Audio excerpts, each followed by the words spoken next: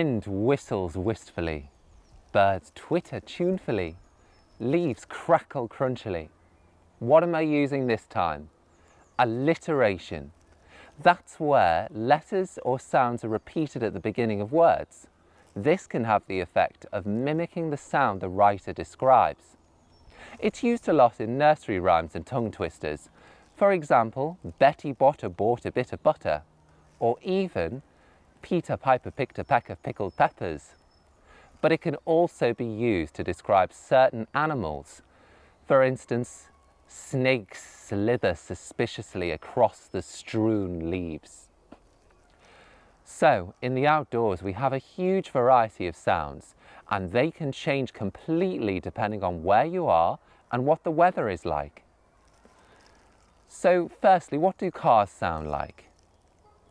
You could say something like, I hear the traffic roar and course and vroom and whoosh.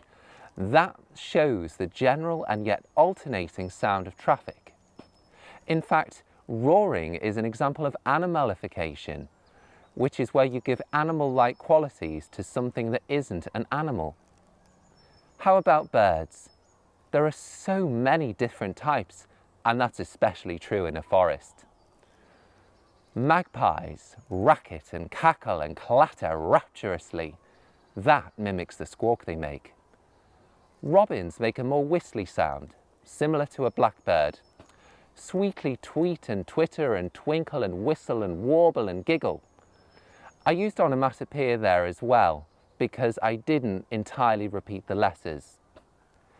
But basically, it just mimics the sound that they make.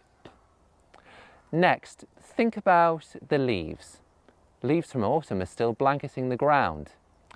What sounds can you think of when you walk over them? You could say, leaves rustle and crunch and crinkle underfoot. So, play around with sounds.